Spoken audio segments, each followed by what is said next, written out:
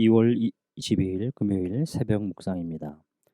오늘 우리에게 주시는 하나님의 말씀은 사도행전 5장 33절에서 42절 말씀입니다. 그들이 듣고 크게 노하여 사도들을 없이 하고자 할세 바리새인 가말리엘은 율법 교사로 모든 백성에게 존경을 받는 자라. 공회 중에 일어나 명하여 사도들을 잠깐 밖에 나가게 하고 말하되 이스라엘 사람들아 너희가 이 사람들에게 대하여 어떻게 하려는지 조심하라.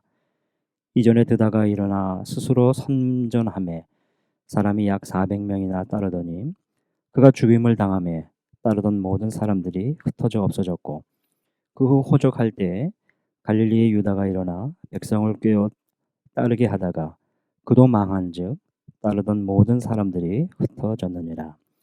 이제 내가 너희에게 말하노니 이 사람들을 상관하지 말고 버려두라. 이 사상과 이 소행이 사람으로부터 났으면 무너질 것이요 만일 하나님께로부터 났으면 너희가 그들을 무너뜨릴 수 없겠고 도리어 하나님을 대적하는 자가 될까 하노라 하니 그들이 옳게 여겨 사도들을 불러들여 채찍질하며 예수의 이름으로 말하는 것을 금하고 놓으니 사도들은 그 이름을 위하여 능력받는 일에 합당한 자로 여기심을 기뻐하면서 공의 앞을 떠나니라. 그들이 날마다 성전에 있든지 집에 있든지 예수는 그리스도라고 가르치기와 전도하기를 그치지 아니하니라. 오늘 이 말씀을 통해서 사명자, 능력받는 일에 합당한 자라는 제목으로 함께 말씀을 나누겠습니다. 본문 서두에 크게 노하는 사람들이 있습니다. 앞서 9절에 나왔듯이 대제사장과 그와 함께 한 사람들, 그 사두개 당파들입니다. 이들이 사도들을 없이 하고자 다시 말해 이들을 죽이려고 나서고 있습니다. 분이 차고 크게 노하여 악감정이 끝까지 차오른 모습입니다. 왜 그렇죠? 사도들이 성전에서 가르친 일 때문에 그렇습니다. 어제 살펴보았습니다. 베드로와 사도들이 옥에 갇혔다가 주의 사자를 통해 옥에서 나온 후 벌어지고 있는 모습입니다. 사도들은 주의 분부대로 성전에 들어갔습니다. 그리고 가르쳤습니다. 새벽부터 시작된 일이었습니다. 옥에서 나와 즉시 성전으로 들어간 시간으로 보아 그들은 조금의 망설임도 없었습니다. 베드로와 사도들의 가르침으로 인해 성전에 있던 사람들이 그들의 가르침 속에 젖어 들어간 것 같습니다. 그래서 이 일로 인해 대제사장과 사두개 당파 사람들이 크게 노하여 사도들을 없애고자 한 것입니다. 만일 이 상황이 그대로 전개되었다면 아마도 베드로와 사도들은 죽음을 면치 못했을 수도 있었을 것입니다. 그런데 이 상황에서 가말리엘이라는 바리새파 율법 교사가 공회 중에 일어납니다. 34절에 그가 모든 백성에게 존경받는 자라고 했습니다. 사도들을 내보내고 대제사장들을 비롯한 이 종교 지도자들에게 극히 조심할 것을 권합니다. 가말리엘 율법사가 가만히 상황을 보니 비범치 않은 뭔가를 감지한 것 같습니다. 그리고 권고하는 것인즉 이들의 소행이 사람에게서 났으면 오래가지 못하고 무너질 것이고 만약 하나님께로부터 났으면 너희가 그들을 무너뜨릴 수도 없다.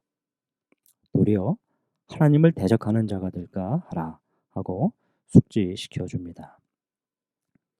가말리엘은 율법사답게 36절과 37절에서 드다와 유다 사건 두 가지 예를 들어줍니다. 대제사장과 사두개인들이 이 말을 듣고 받아들이게 됩니다. 그리고 죽이기까지는 하지 않고 매로 대신합니다. 이것은 피할 수 없는 상황이었던 것 같습니다. 여기서 어찌 보면 그냥 사도들이 풀려났으면 더 좋았을 뻔했는데 그렇지를 않습니다. 사도들이 매를 맞습니다.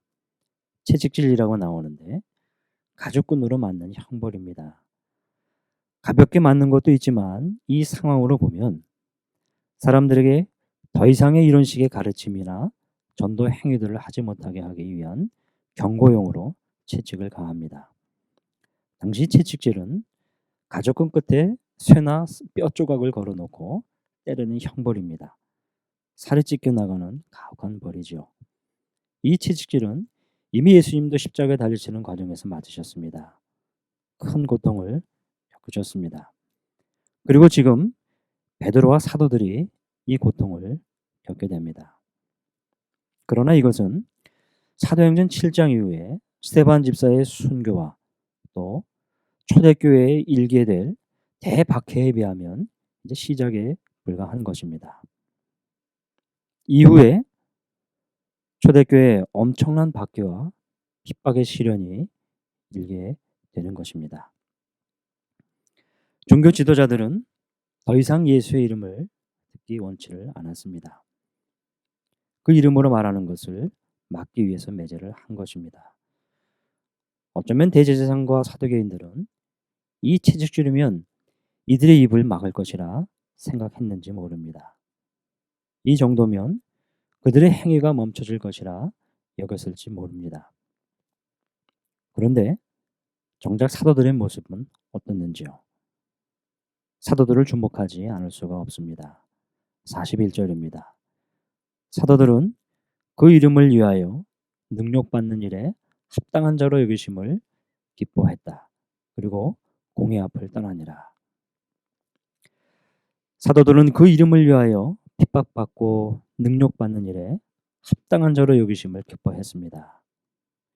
예수님의 이름을 위한 것이라면 핍박과 능력도 마다하지 않은 것이었습니다. 예수는 그리스도라 가르치고 전도하기를 그치지 않았습니다. 바로 그들의 사명이었기 때문에 그랬습니다. 이 일을 위해서 그들은 능력받는 일에 합당한 자로 여기심을 기뻐한 사람들입니다.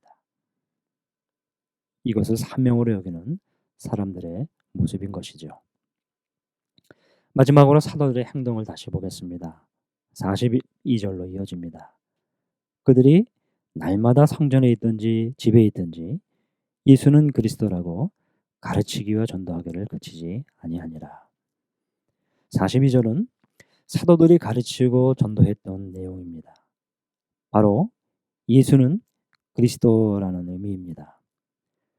초대교회 신앙 고백의 핵심이기도 하고 예수를 따르는 사람들이 갖는 첫 번째이자 전부이기도 하는 것입니다.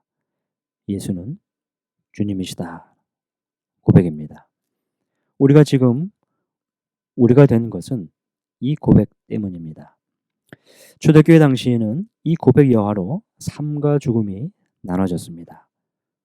사도들이 능력과 박해를 감내하면서 고소하고 전했던 것입니다. 예수는 그리스도이십니다. 오늘 주님이 필요로 한 사람들이 있습니다. 우리 주위에 있지 않습니까? 누구일까요? 오늘 이 말씀을 살펴보면서 돌아보았으면 합니다. 어쩌면 오늘은 내가 더 필요로 할지도 모르겠습니다. 예수님, 주님은 저의 그리스도이십니다. 내 주인이십니다. 오늘 나의 주인이시고 내 인생의 주인이십니다. 고백하는 것입니다. 사랑하는 성도 여러분, 현재 우리의 현실적인 고뇌들을 돌아보게 됩니다. 힘든 시간을 보내고 있습니다. 핍박과는 다른 환경 속에 어려움을 겪고 있습니다만 사도들의 고난을 통해서 생각해 보았으면 합니다. 이 힘든 시기에 더 견디어 나가시기를 기도합니다. 함께 기도하겠습니다. 하나님 아버지, 저의 인생이 세상으로 흘러가지 않고 주의 이름을 위하여 사는 삶이 되게 해주셔서 감사합니다. 끝까지 주의 이름을 위한 삶으로 가득 차게 하여 주시옵소서. 오늘 사도들과 같이 주의 이름을 위하여 능력받는 일에 합당한 자로 여겨 주심을 믿습니다.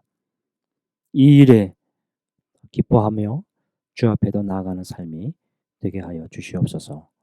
주님, 오늘 예수는 그리스도라 이 가르침이 필요한 사람이 또 누구인지요? 오늘 우리의 전도가 필요한 사람이 누구인지 제게 붙여 주시옵소서. 오늘도 사명자로 사는 귀한 하루가 되게 하여 주시옵소서. 예수 그리스도의 이름으로 기도하옵나이다. 아멘.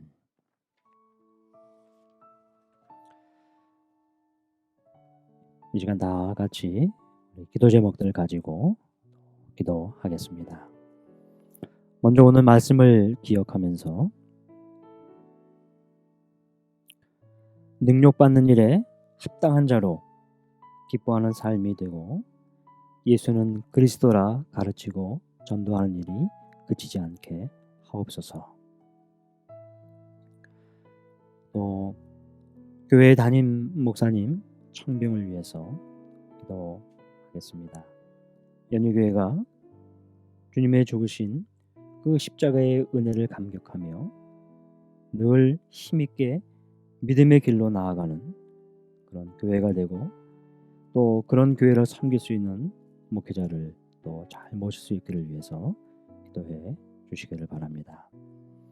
청빙 위원들을 위해서도 기도해 주시고 분별력을 가지고 또 하나님의 뜻을 잘 헤아려가며 목회자를 또 모실 수 있기를 위해서 기도해 주시기를 바랍니다. 계속해서 코로나가 진행되고 있습니다. 빠른 종식 또 교회 모든 성도들의 안전을 위해서 기도해 주시기 바랍니다. 선교사님을 위해서도 계속 기도하고 있습니다. 오늘은 최종상 윤명희 선교사님 위해서 기도하겠습니다. 사역과 가정을 위해서 또 특별히 최근 모친상을 또 당해서 장례를 치른 중입니다. 큰 위로가 있게 해주시고 강건하실 수 있도록 기도해 주시기를 바랍니다. 입원 요양 치료 중인 환우의 회복을 위해서 기도하겠습니다. 오늘은 김명순 권사님 또 혈액암으로 지금 고통 중에 계신데 빠른 회복을 위해서 기도해 주시기를 바랍니다. 수험생들을 위하여 기도해 주시기를 부탁드립니다. 수험생 명단들을 보시고 수능 이후 진행되고 있는 또 실기, 면접 이 모든 과정들이 하나님의 인도하심을 잘 받으며 또 나아갈 수 있도록 함께 기도해 주시기를 부탁드립니다. 다 같이 기도하겠습니다.